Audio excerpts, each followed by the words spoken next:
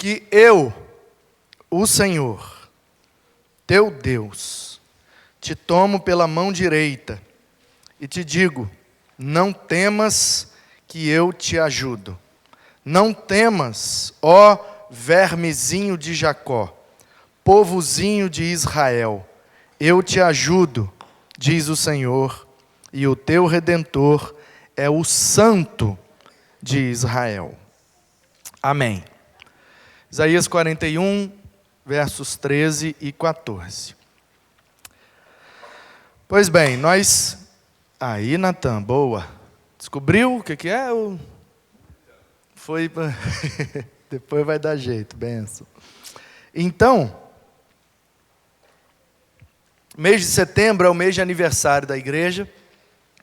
Como o final de semana de aniversário da igreja caiu no dia 7 de setembro, dia da independência do Brasil, nós aproveitamos um link, pegamos um gancho e então definimos esse tema, dependência ou morte. Porque diz, né, que o Dom Pedro, lá às margens do Ipiranga, gritou, né, independência ou morte. Ou o Brasil ficava independente de Portugal, ou ia morrer na batalha, mas eles não queriam ser mais colônia de Portugal. E aí, então, naquele dia 7 de setembro, foi proclamada a independência da República Brasileira. Pois bem, o curioso é que às margens de um rio, né, alguém também gritou dependência ou morte. Né, não sei se você se lembra, mas no Evangelho diz que às margens do rio Jordão, o João Batista gritou: eis o Cordeiro de Deus que tira o pecado do mundo. Então, na beira de um rio, foi ali o grito de independência espiritual, porque somos escravos do pecado, mas quando o Cordeiro de Deus, de forma eficaz, tem o seu sangue, o seu sacrifício, a sua obra redentora aspergida em nós pela fé, nós então nos tornamos libertos, né, livres. Imagine aí, fazendo esse link, é como se nós, né, fôssemos o Brasil e o pecado que nos escraviza é Portugal. Então o Dom Pedro teve que gritar independência ou morte. A gente tem que ser livre desse jugo. E quando João Batista grita às margens do Jordão que Jesus é o Cordeiro de Deus que tira o pecado do mundo, ele está apontando para nós o caminho da independência.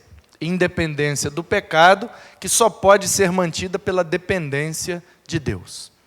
Então, de quinta a domingo, nós tivemos aqui uma série de conferências onde os preletores trouxeram esse tema. Na quinta, o pastor Anderson Serra falou sobre depender de Deus na história dos heróis da fé, nos testemunhos daqueles homens e mulheres de Deus.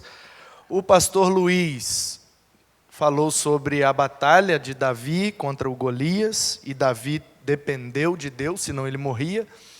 No sábado, o pastor Oséias falou em João 15 e disse que só podemos frutificar para a glória de Deus se estivermos grudados na videira, ou seja, dependendo de Deus e de Cristo. No domingo pela manhã, o pastor Joel falou sobre morrermos, né? E aí, para mim, o título da mensagem dele seria: dependência é morte. Porque foi exatamente isso que ele disse, que Jesus nos chamou para morrer, né? Então, dependência é morte. Se eu não estou disposto a morrer, eu nunca vou conseguir depender totalmente de Deus. E no domingo à noite, o pastor Samuel, em Gálatas 2:20, não vivo mais eu, Cristo vive em mim, foi praticamente a parte 2 da mensagem da manhã, e eles nem se conhecem e nem combinaram nada. É sinal de que o Espírito está falando à igreja. Quem tem ouvidos... Então, agora o Evangelho do Antigo Testamento está nos dando essa mensagem aqui, ó. Porque eu, o Senhor, teu Deus, te tomo pela tua mão direita e te digo: não temas, que eu te ajudo. E aí a gente, olhando essa questão de mão direita, fica sempre aquela pergunta: mão direita de quem? Vem aqui, Sofia, por favor. Vem. Só não pode cair, senão vou ter que te tomar pela mão direita. Mas era exatamente para isso que eu te chamei aqui. Vem aqui para todo mundo ver. Isso, ajoelha aí, por favor. Olha só, gente, ela está caída, certo? Prostrada. E eu sou aquele que vou ajudá-la. Então, ó, te tomo pela tua mão direita. Eu estou pegando na mão direita dela com a minha mão direita. Mas eu posso pegar pela mão esquerda dela com a minha mão esquerda. Mas posso também pegar pela mão direita dela, mas pela minha esquerda. Percebe? Obrigado, Sofia. Onde é que eu quero chegar com isso? Quero chegar que quando nós lemos esse versículo, a gente nunca repara esse pronome aí, ó. Ou não sei o que seria isso aí, gente. O pronome mesmo, tua, né? Cadê o Jares? O Jares não veio, a gente fica perdido. Porque eu, o Senhor teu Deus, te tomo pela tua mão direita. Não sei você, mas eu, lendo esse versículo assim de forma repentina, desavisada e desatenciosa, a gente fica com aquela ideia de que Deus vai nos tomar pela mão direita dele. Eu te tomo pela mão direita. Aí a gente pensa, bom, a mão direita de Deus. Só que ele deixa bem claro, eu te tomo pela tua mão direita. Pela mão direita do povo. Porque isso aqui é uma profecia de Deus para Israel, a partir de Jerusalém. Pois Isaías está lá no palácio, na capital de Judá. Mas Deus está profetizando para Israel, que estava planejando se aliar com os inimigos para invadir Judá e tomar Jerusalém. E aí Deus levanta Isaías para profetizar contra Israel, a favor de Judá, mas depois ele também dá uma alerta e uma exortação contra Judá por causa da Babilônia, o que acabou acontecendo depois. Então, quando chega nessa parte da profecia, Deus está dizendo que o seu povo ia ficar caído, ia ser derrotado, ia ficar prostrado. Mas que ele, o Senhor, tomaria esse povo pela mão. E a ideia de tomar pela mão é para erguer, para colocar de pé. E ele diz que vai fazer isso pela mão direita. A mão direita do Senhor é tranquilo a gente entender, porque é a destra do Senhor.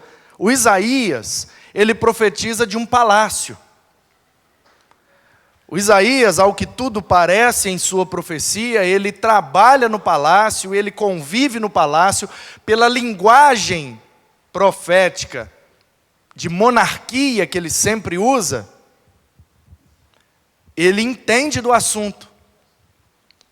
E quando ele usa a expressão na perspectiva da monarquia, quando qualquer pessoa, quando, por exemplo, lá no Evangelho, em Mateus capítulo 22, versículo 43, 44, por ali, Jesus está falando que quando as pessoas forem recebidas no céu, serão colocadas do seu lado direito.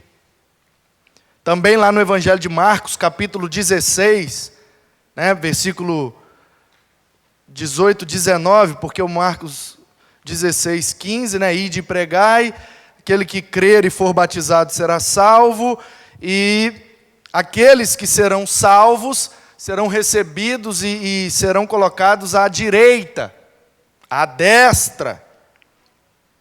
Lucas também, capítulo 22, versículo 69. Todos os que chegaram no céu foram colocados à destra do seu Senhor. Em Atos, o Pedro, pregando, cita o salmista, dizendo que Deus disse, e isso está lá no Salmo 63 ou 110, só um minuto, para eu não conversar fiado. 110. Lá em Atos 2:34, Pedro, no seu sermão, está citando o Davi, do Salmo 110. Disse o Senhor ao meu Senhor: assenta-te à minha direita, até que eu ponha os teus inimigos debaixo dos teus pés. Em outra versão, por escabelo dos teus pés. Curioso a maneira que Davi revela isso, né? Disse o Senhor ao meu Senhor. A gente que crê na Trindade, fica fácil, né? Disse o Pai ao Filho, porque o Pai é Senhor e o Filho é o meu Senhor. Então, disse o Senhor ao meu Senhor. Só que, na verdade, aqui disse Deus ao rei, porque o rei é, de maneira terrena, o Senhor da nação. Só que isso se aplica, de fato, em Cristo. Disse o Senhor ao meu Senhor, porque o Novo Testamento diz que quando Cristo foi recebido, assunto aos céus após a sua ressurreição, ele está à destra do Pai, de onde intercede por nós. Então, e também no 63, né, já que eu citei ele, deixa eu ler para você, Salmo 63, acho que é o versículo 8. Salmo 63... que é o paralelo daquele 8. A minha alma apega-se a ti, a tua destra me ampara. Você sabe que destra é a mão direita e a outra é a canhota, né? É a destra e a canhota, a direita e a esquerda. E qual é a origem dessa simbologia, gente? A origem é a monarquia. É o contexto do palácio do rei. Por quê? Porque quando ele senta no trono para receber as causas, para ele julgar, você sabe que no mundo antigo não tem tribunal, não tem fórum, não tem cartório, não tem prefeitura, não tem delegacia, não tem nada do que a gente tem aí hoje. Tem o rei. Todas as causas civis são levadas ao rei, não tem fórum. Quem é o juiz? Bom, em cada vilarejo tem o cara que representa a lei de Deus, pode ser um rabino, pode ser um escriba, pode ser um sacerdote. Ele, conhecendo a lei de Moisés, vai julgar as causas de acordo com a lei de Moisés. Mas se a coisa não for resolvida ali no vilarejo, é levada então à cidade maior, onde o sacerdote, ou o sumo sacerdote, onde o sinédrio, aquela banca que atuava lá, 35 de um lado, 35 do outro, o sumo sacerdote no meio, recebiam as causas e julgavam. Quando isso não dava conta, eles levavam então ao rei. Quando os anciãos, quando um profeta, quando um sacerdote, quando um rabino não dava conta da causa, então leva ao rei. É o rei quem vai julgar. Lembra-se da história de Davi com o profeta Natã? O Natã queria exortar o rei Davi, mas ele inventou uma história. E ele disse, lá no interior aconteceu um caso que não foi resolvido lá, por isso que eu trouxe aqui para o senhor. Qual é o caso, Natã? O caso é o seguinte, um cara tinha um monte de ovelha e tinha um vizinho que só tinha uma. E aí o cara que tinha um monte de ovelha recebeu a família e quis dar um churrasco para a família. Em vez dele pegar uma das ovelhas, das muitas que ele tinha, ele foi lá na do vizinho, pegou a única que o vizinho tinha e matou e deu churrasco. E aí, meu rei, o que é que faz com um cara desse? Aí Davi, traz esse cara aqui que eu mesmo faço questão de julgá-lo e matá-lo. Esse cara tem que morrer. Que covardia que ele fez. Ele tinha um monte de ovelha e foi na do vizinho, pegou que tinha um só. Aí Natã, pois é, meu rei, então, muito prazer, esse cara é você mesmo. Que é isso, Natã?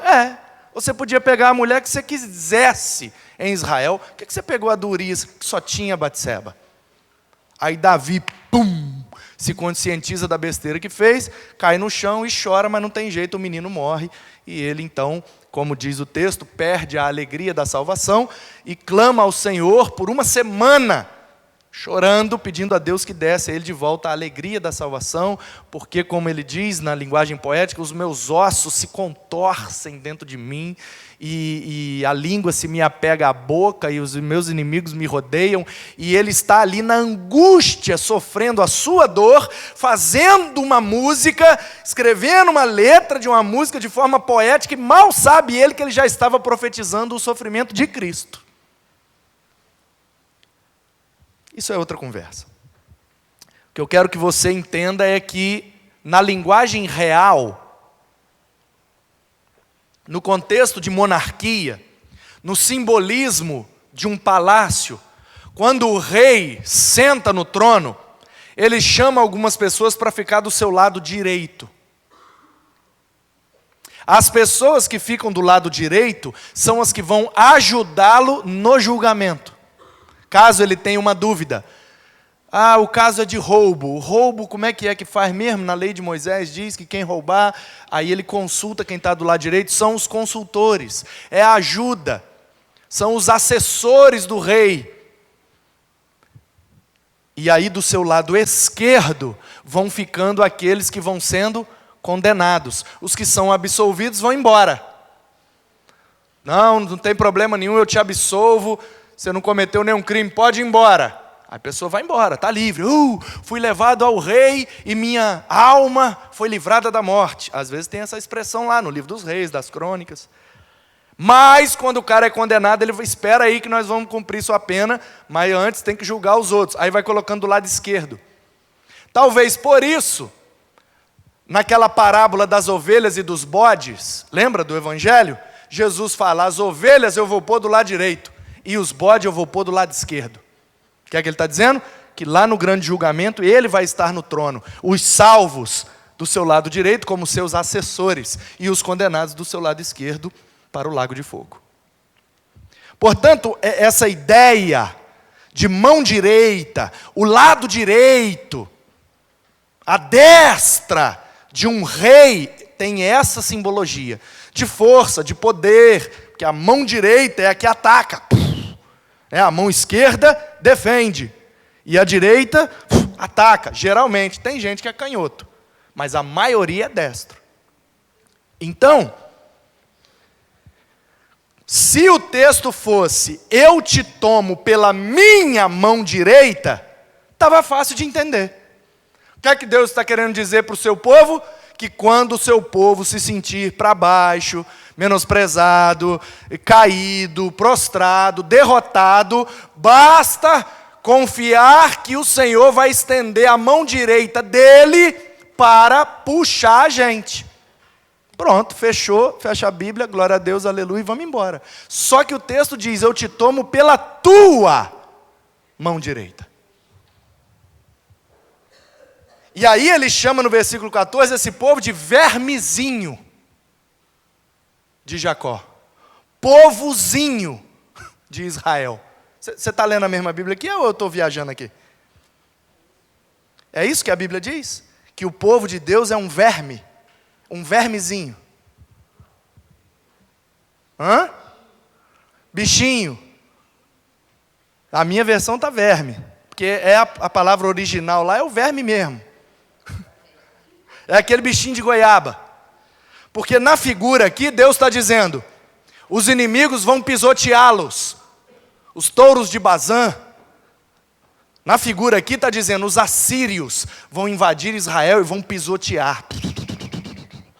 Então a ideia é que você vai pisando numa terra, e ali tem verme, tem bactéria, e que você vai pisando, você vai esmagando. A ideia é essa. Israel é pequenininho, Israel é fraquinho, Israel é mirradinho, Israel é um bichinho e o inimigo vem, pum, só de pisar, matou.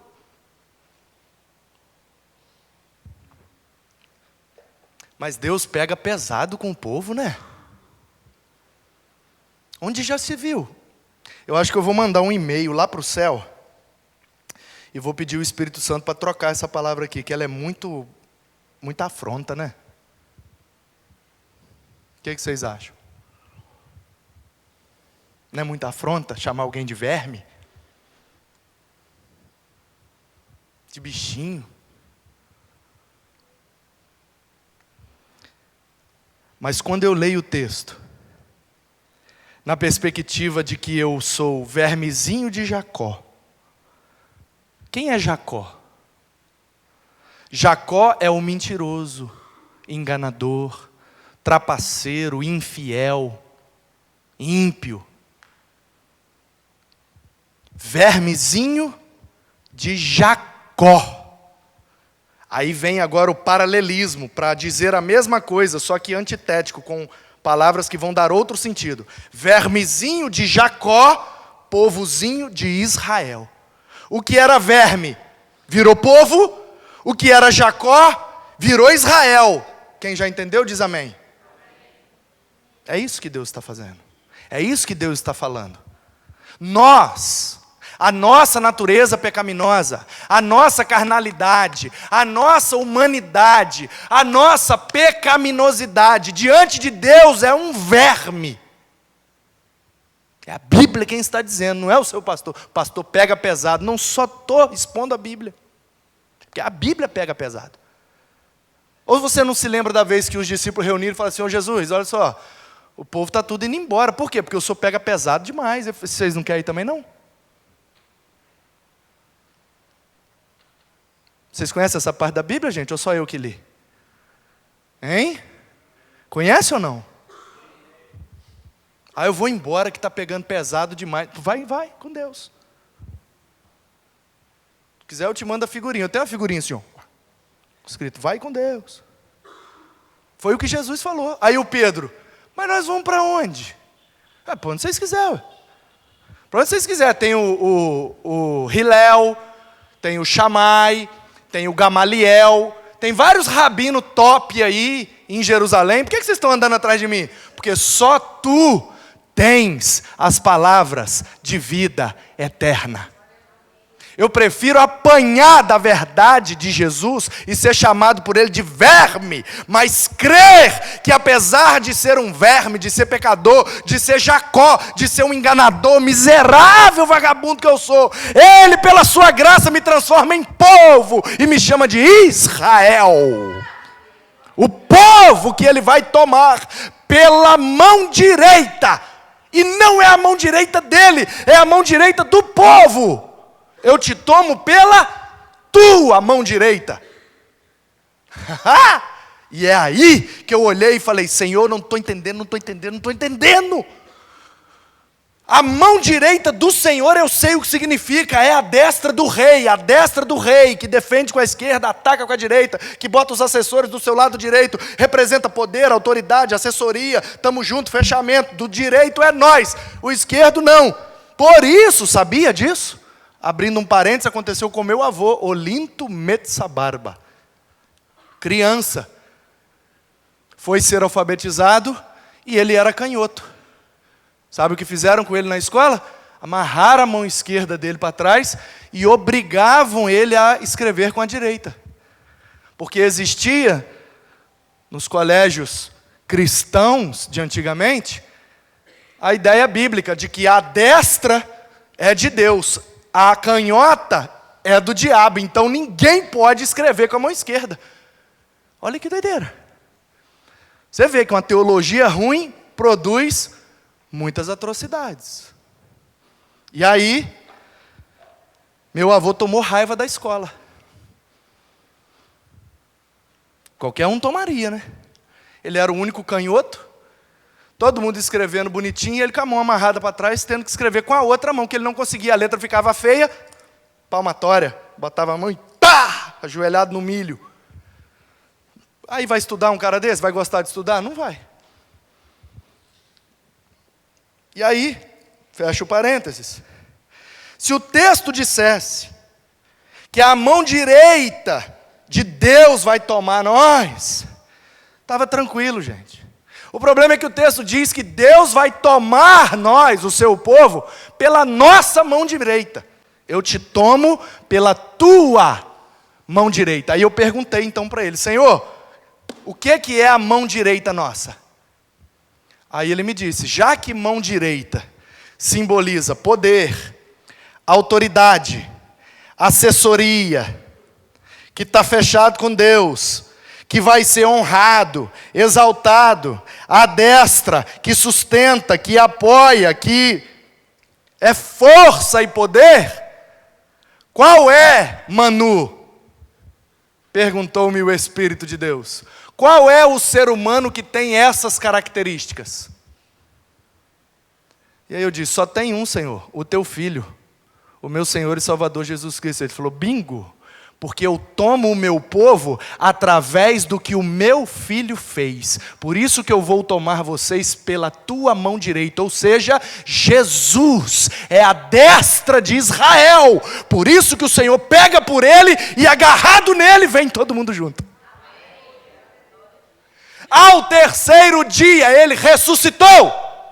E disse Paulo, e nós ressuscitamos com ele. E João disse, ele é o pé de uva, e nós, os galhos agarrados nele. Quando o pai, que é o agricultor, for pegar o pé de uva, veio os galhos junto. E a gente entra lá, na presença do rei, diante do trono, não pelo que nós fizemos, porque nós somos verme, mas pelo que ele fez, nos tornou o povo de Deus. Aleluia! Que coisa linda! Portanto, em primeiro lugar, o que nós precisamos aprender, para depender da destra do Senhor, é entender que, em primeiro lugar, é Deus quem faz a parte dele. O texto diz, versículo 13 de Isaías 41, porque eu, o Senhor, teu Deus, eu te tomo. Percebe que quem está agindo em primeiro lugar é Deus. É Deus quem dá o primeiro passo. Com relação à salvação, nós não poderíamos fazer nada por nós mesmos, irmão. Eis que o salário do pecado é a morte.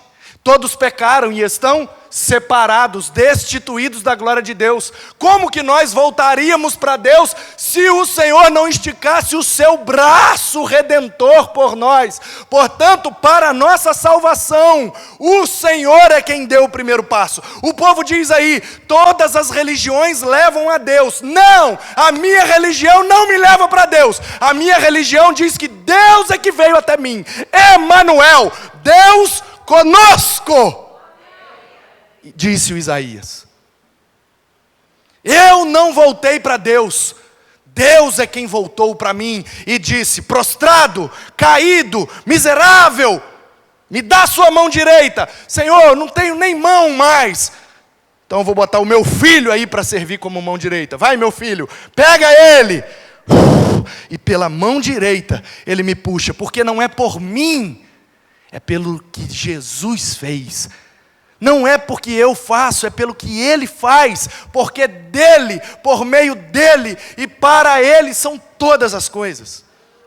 Por isso que esse livro é chamado de o Evangelho do Antigo Testamento. Porque não importa o lugar que você abra. E curiosamente ele tem 66 capítulos. Quantos livros tem a Bíblia?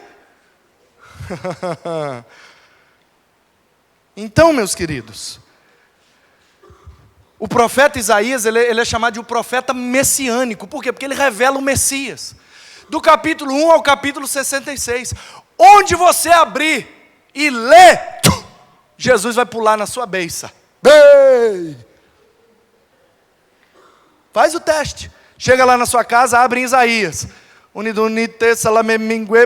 14. Pode ler, você vai ver Jesus ali. Onde você abrir. No 38, no 54, no 66, no 18, no 20, qualquer lugar que você abrir. Portanto, meus queridos, disse o Senhor, eu te tomo, eu te ajudo,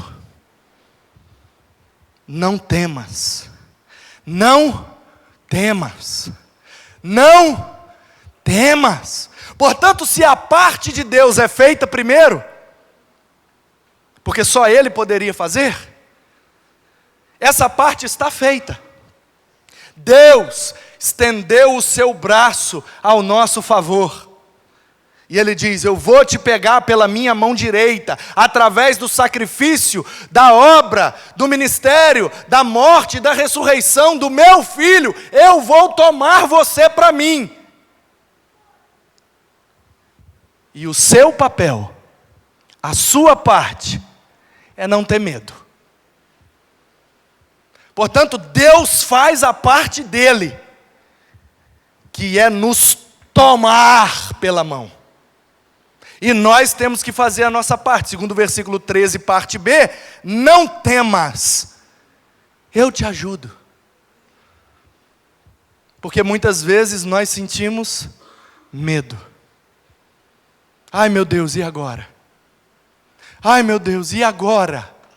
Ai meu Deus, ai, não temas. Não temas. Ah, mas essa dificuldade eu não vou conseguir superar. Não temas, que eu te ajudo. Ah, mas agora a pancada foi muito forte, ô vermezinho. Não temas. Ah, mas agora não vai ter mais solução. Agora não tem mais jeito. Ai, meu Deus, agora... Não temas, que eu te ajudo, disse o Senhor. Não importa a sua dificuldade, não importa a sua adversidade, não importa. Se você está conectado, ligado aí, frequentou o aniversário, estava domingo de manhã, se você está inteirado aí do que está rolando, você sabe, eu estou talvez no meu pior momento no ministério pastoral, sabia disso? Mas pergunta se eu estou com medo.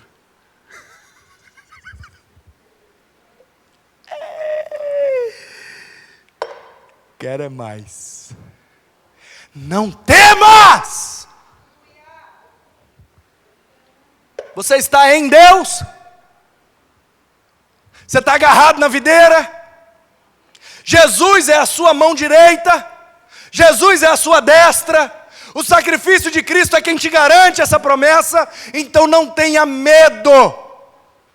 Não tenha medo, porque quando nós caímos, é para experimentar a bênção de sermos erguidos pelas mãos do Senhor, que nos toma e diz: é seu verme, vou fazer de você um povo, eu vou te ajudar, diz o Senhor, porque o teu Redentor é o Santo de Israel. Não é qualquer um não, meu querido, é o Santo de Israel. Eu sei que Israel não presta. Eu sei que esse povo é verme, esse povo é pecador, esse povo é rebelde, esse povo não vale nada, esse povo é desobediente, esse povo é sinistro, difícil, complicado. Mas no meio desse povo vai nascer um menino. Esse menino é santo. E aí, da tribo de Judá, em Belém, Efrata, na menor cidade, menor lugar, mais pobre, aí o menino nasce, ainda sofre uma perseguição, é obrigado a fugir para o Egito, ali na barriga da mãe ainda, né? E aí do Egito sobe e não pode parar em Judá, porque o pau está quebrando e o Herodes está doido, mandando matar todos os meninos de Belém, porque ele está com medo, porque ele está no trono, mas ele não tem direito ao trono, ele não é descendente de Davi. Então ele fica com medo. Ele fala: se surgir um menino aí, que é descendente de Davi, que é nascido em Belém, que vai nascer de uma virgem, e uma estrela vai brilhar no céu, e ele é o descendente, e ele é o filho de Deus, e ele é o Emanuel, e se nascer um menino aqui em Judá, que reúne todas as características que desde o início das Escrituras vêm sendo reveladas, esse menino vai tomar o meu trono, porque o trono é dele, não é meu. Nem judeu eu sou. E aí ele fica desesperado, surgem uns magos lá, nós viemos do Oriente, porque nós vimos uma luz brilhando, e a luz indica o lugar que o rei vai nascer. Que rei, rapaz? Eu estou aqui, eu sou o rei. Não, o rei das Escrituras. O rei das escrituras. O senhor nasceu em Belém? O senhor nasceu de uma virgem? O senhor se diz aí o filho de Deus? O senhor é santo? Não, não tem essas características não. Então não é o senhor que a gente procura. Dá licença e nós vamos atrás da estrela. E a estrela apontava para Belém. E aí o menino nasce, e diante da perseguição, ele é levado para o extremo norte, o lugar mais longe possível de Herodes. Onde? Nazaré da Galileia. O lugar mais longe, mais pobre, mais feio, onde ninguém esperaria que ali vivesse um rei.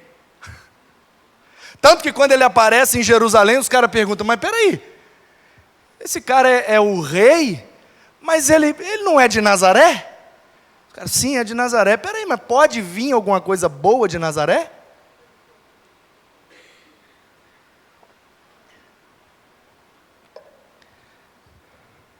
Não só pode, como deve, porque o Evangelho do Antigo Testamento diz, no povo que habitava em trevas, viu-se uma grande luz.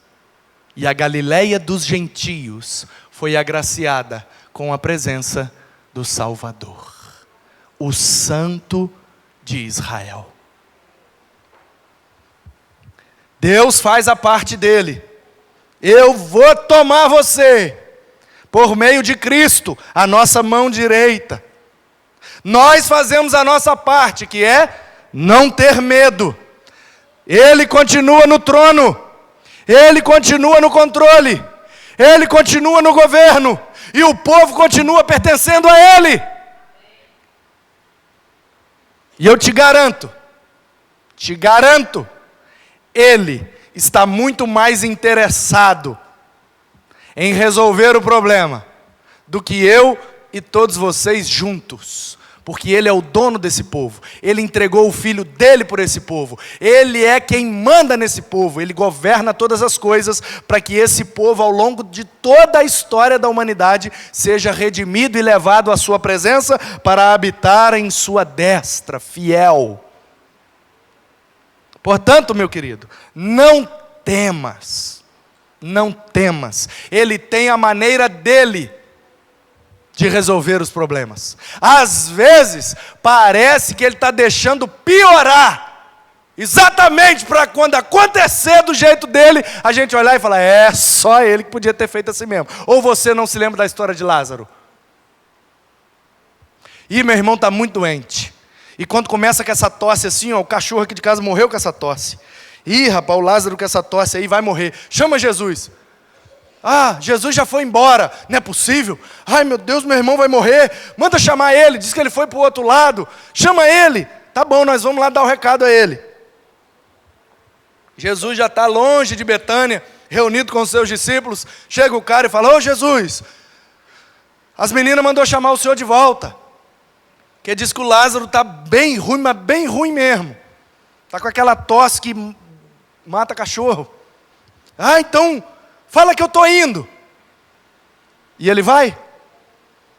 Ele vai? Não vai. E o que acontece com Lázaro? Rapaz. E não é que Jesus deixa algumas coisas morrerem de propósito? Talvez você não saiba o significado teológico e bíblico da palavra propósito.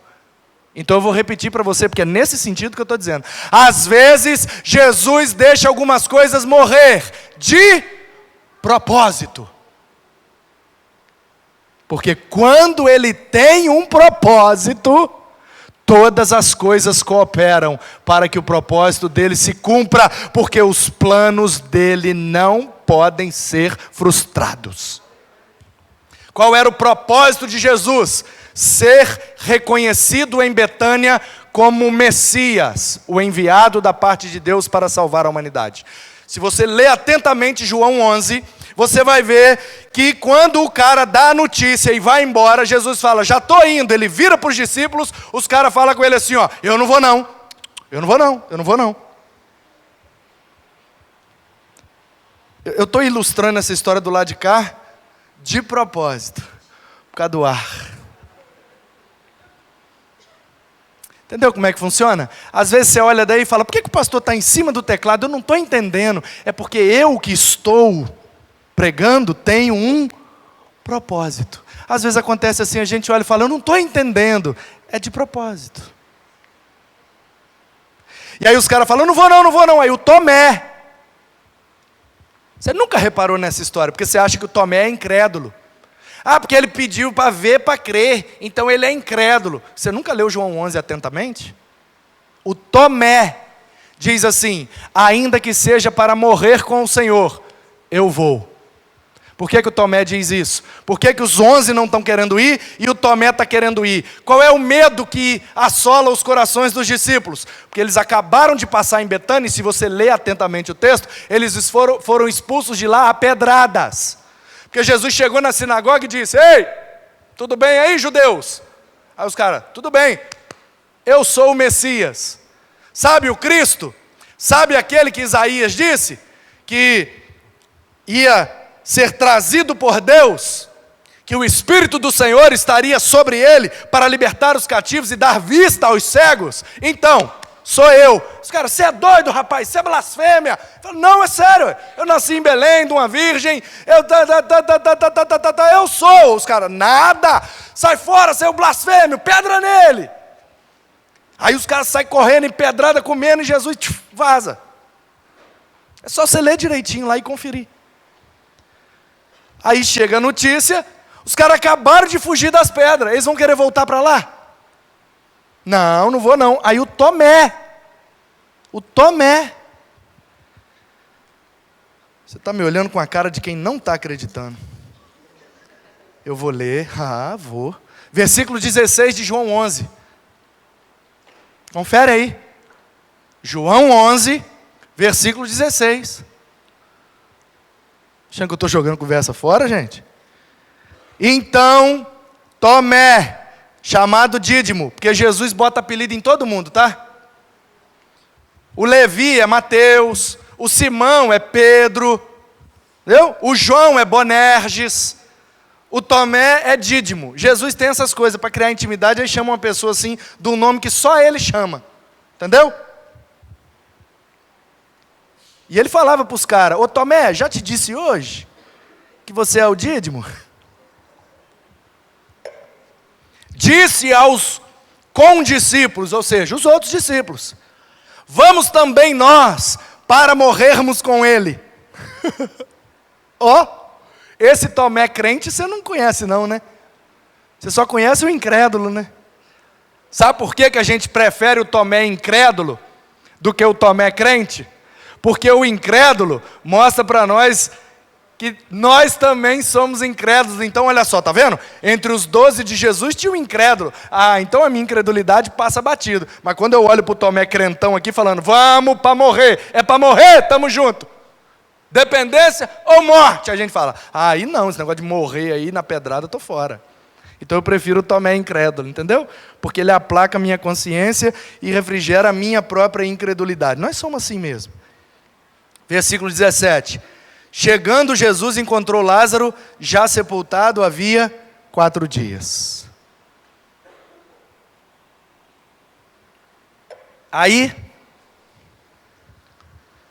o que é que está acontecendo? Avisaram a Jesus. Você acha que Jesus amava Marta e Maria? Sim ou não? Você acha que Jesus ouviu o pedido de Marta e Maria? Sim ou não? Você acha que Jesus tinha poder de onde ele estava para falar, Lázaro seja curado, e ele ficaria? Sim ou não? Então por que Jesus não fez como elas queriam?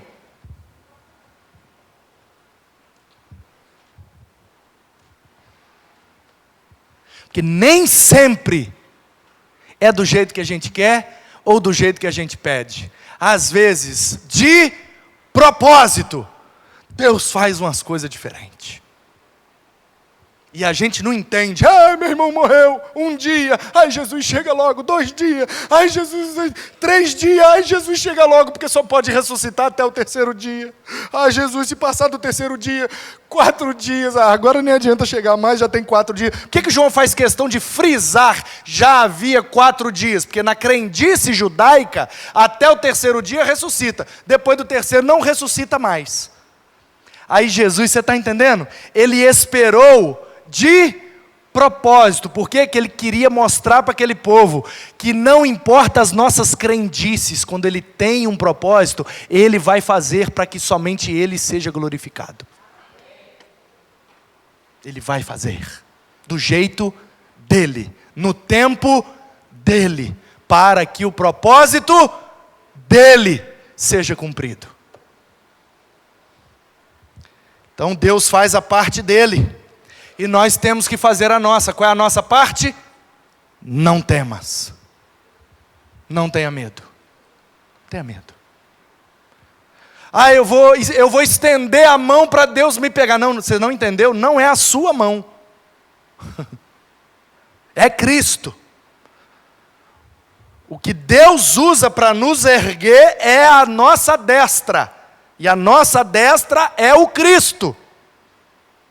Ele é o Santo de Israel. Então Deus faz a parte dele, nós fazemos a nossa parte, porque o nosso Redentor já fez a parte dele.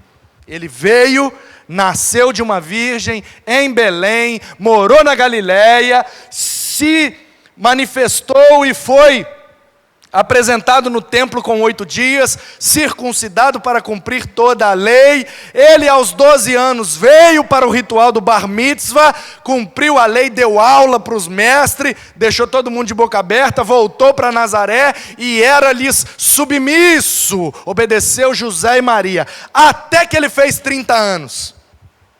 Pastor, por que a Bíblia não revela nada que Jesus fez entre os 12 e os 30? Porque a Bíblia só revela o que está no propósito de Deus. E dos 12 aos 30 não tinha nada para Jesus fazer que estivesse nos propósitos de Deus. Com 8 dias tem que ir circuncidar. Ele foi. Com 12 dias tem que ir pelo bar mitzvah. Ele foi.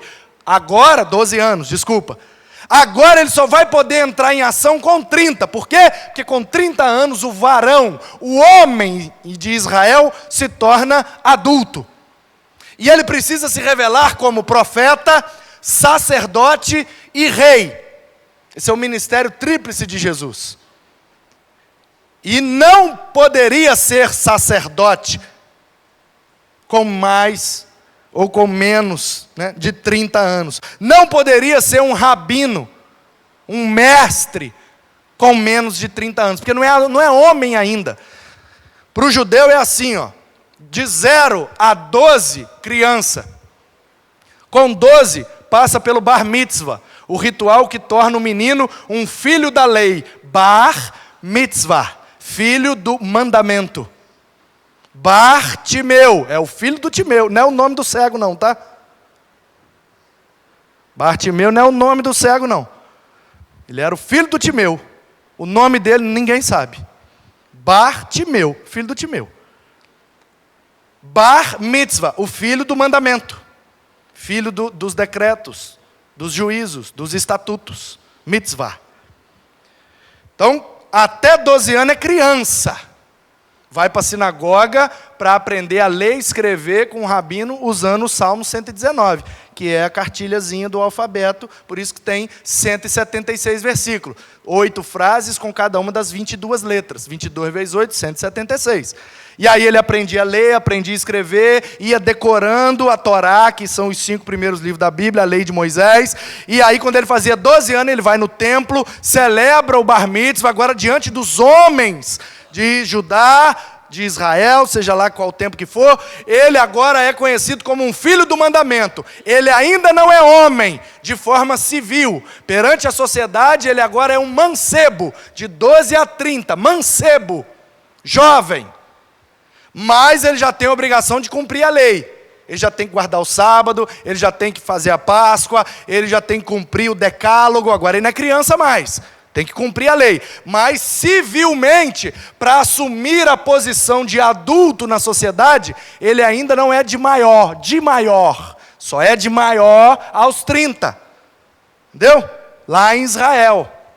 O que nós aqui hoje fazemos com 18 anos. O cara já pode tirar carteira de motorista, pode ser preso, pode, né, votar, as maioridades. E diminuiu votar para 16, entendeu? Votar é 16, dirigir é 18. Então lá era, para ir na sinagoga, para cumprir o mandamento, para entrar no pátio dos homens lá para fazer a festa da Páscoa, com 12. Mas para assumir uma posição na sociedade de homem, aí só com 30. Por isso que dos 12 aos 30, não sabemos nada de Jesus, porque nesse momento da vida dele, ele não tinha nada para fazer, ele tinha que virar adulto, porque senão ninguém ia respeitar um rabino mancebo. Agora, quando ele faz 30, ele desce. Lá da Galiléia ele vem.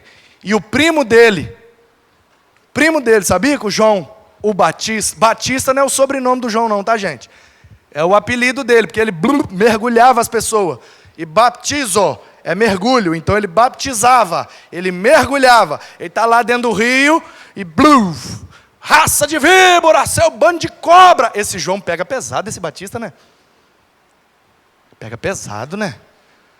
Pega pesado, nosso Deus. Chamar os outros de cobra, né? Raça de víboras. Víbora é uma cobra extremamente peçonhenta. Sua cobra venenosa. Já pensou? Um pregador, um cara, hein? Um cara que está pregando para arrependimento. Aí tinha que pegar mais leve, senão ninguém arrepende, né? Uma mensagem tão pesada dessa. Seu bando de cobras! Ai, vou embora, é muito pesado. Vai mesmo.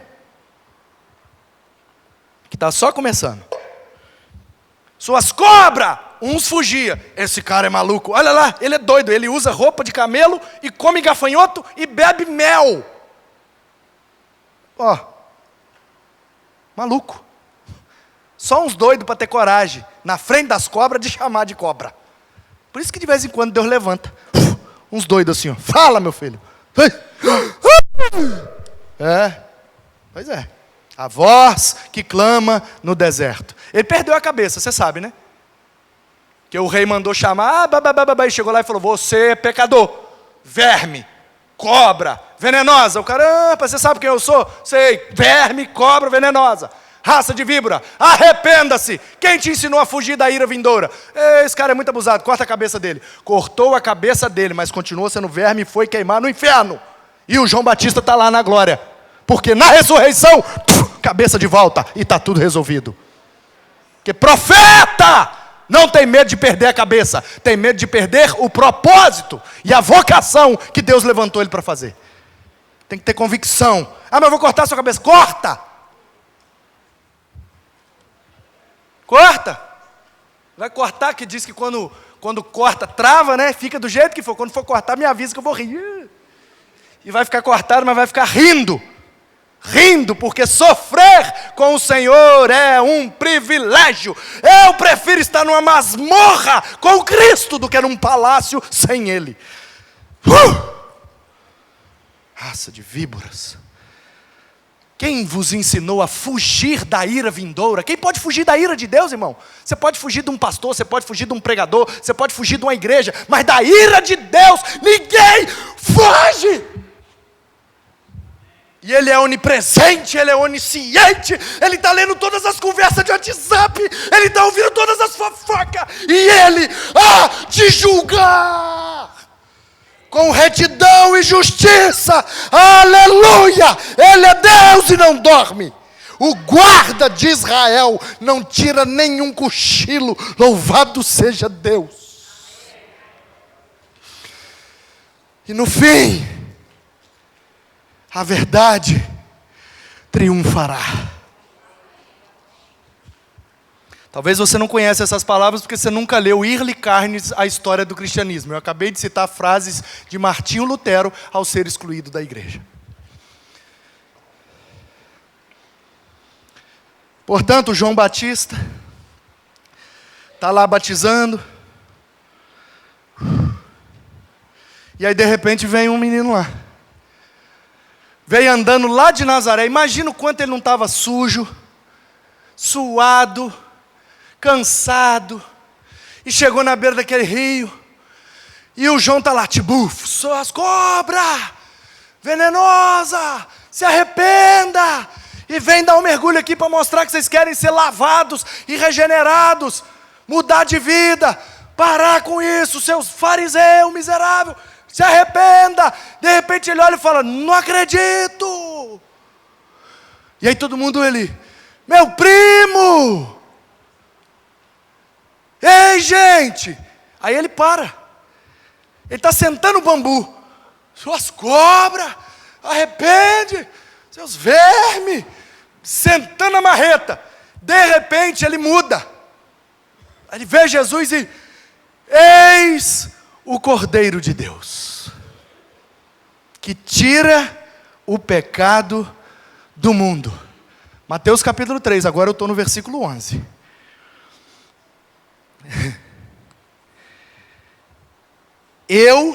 Presta atenção nessa frase. Eu vos batizo com água para arrependimento. Mas após mim virá um, que eu não sou digno nem de tirar a sandália do pé dele. E ele vos batizará com o Espírito Santo e com fogo. Mateus 3,11. Palavras de João, o Batista, um precursor da nossa igreja.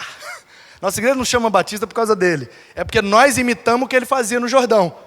Os caras lá na Europa, a igreja jogava aguinha, já batizou.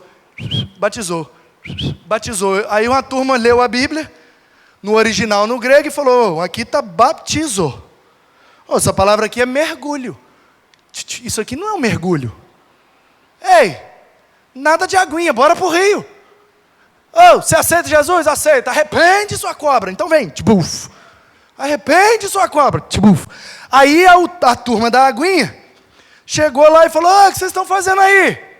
Eles, nós estamos batizando. Os caras, não, mas esse povo já é batizado?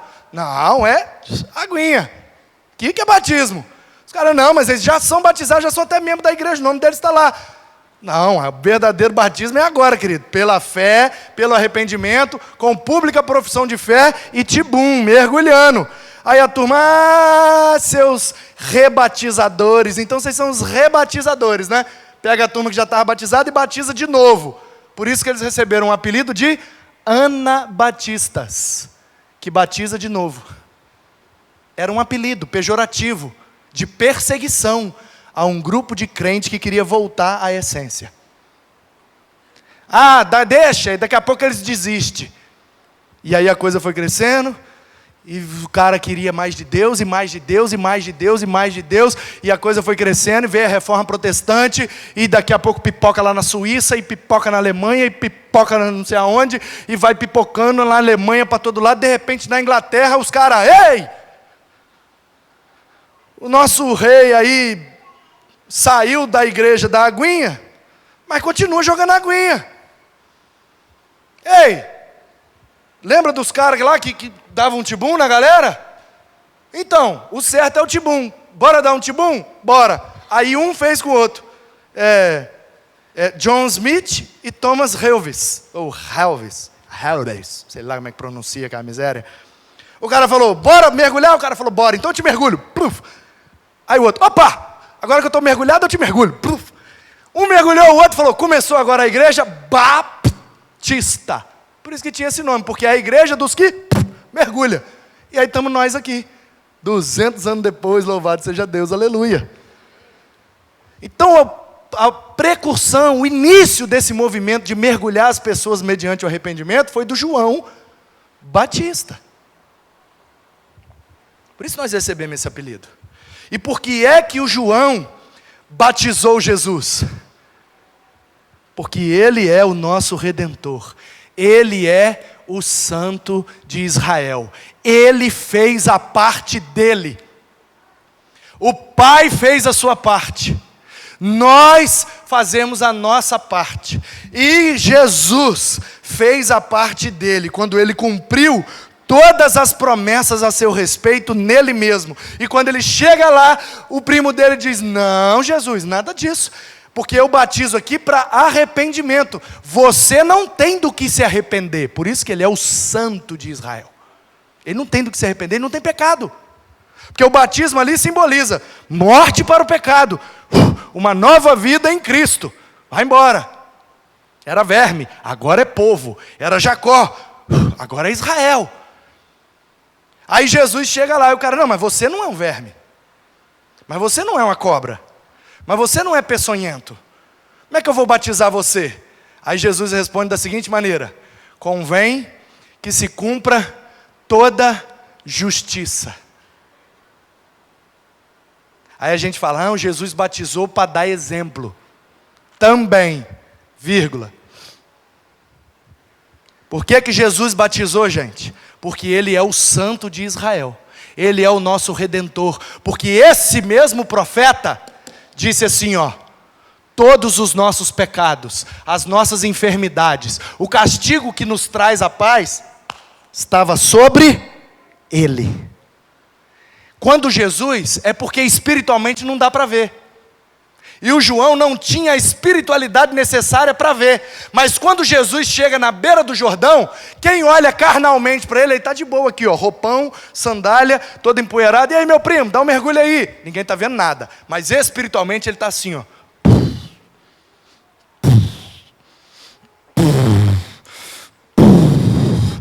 Bora, meu primo, batiza aí. Ah, não, não posso não. Pode sim. Não, mas você não tem pecado. Quem disse que não? Está tudo sobre mim. Todos os pecados foram colocados sobre ele. Quando ele mergulha naquele rio, ele está simbolizando naquela água o afogamento do meu e do seu pecado. Porque ele é o santo de Israel. Por isso ele pode ser o nosso Redentor. Porque ele é o Cordeiro que tira o pecado. E é o santo que cumpre tudo para que a justiça de Deus seja feita.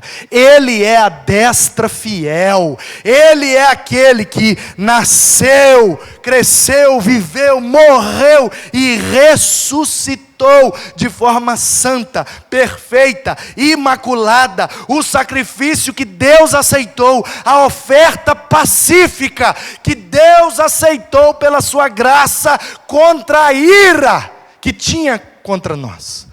E aí, ele, fazendo isso, ressuscita, sobe aos céus.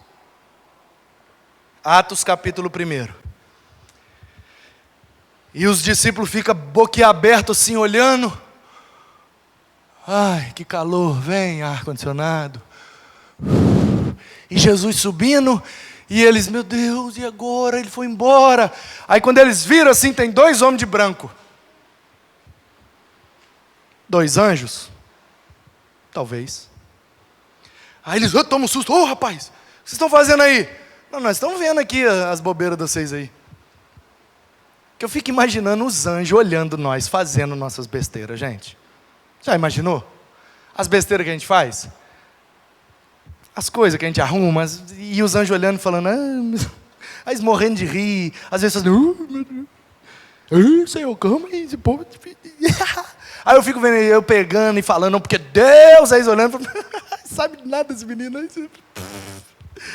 Aí os caras estavam lá olhando assim, os caras, ei, não, nós estamos olhando aqui que vocês estão aí embasbacados, olhando, não, porque ele subiu mesmo. Ele não falou que ia subir? Ele falou para vocês, vou preparar um lugar lá para vocês, espera aí que eu já volto. Não, mas como é que é isso? Do jeito que ele foi, ele vai voltar para buscar vocês. Fica tranquilo, obedece o que ele mandou. O que ele mandou? Não, para a gente ficar em Jerusalém, até que o Espírito fosse derramado. E aí a gente ia ser testemunha dele em Jerusalém, depois na Judéia, Samaria e até em Guaranhuns. E por isso que nós estamos aqui, meu irmão. Só por isso. Porque se não fosse a destra do Senhor, nem eu, nem você estaríamos aqui. Talvez não estaríamos nem vivos. Ai de nós, se não fosse a destra do Senhor. porque eu, o Senhor teu Deus, te tomo pela tua mão direita e te digo: não temas, que eu te ajudo. Não temas, ó vermezinho de Jacó, povozinho de Israel, eu te ajudo, diz o Senhor, e o teu Redentor é o Santo de Israel. Louvado seja Deus e a sua bendita palavra. Amém.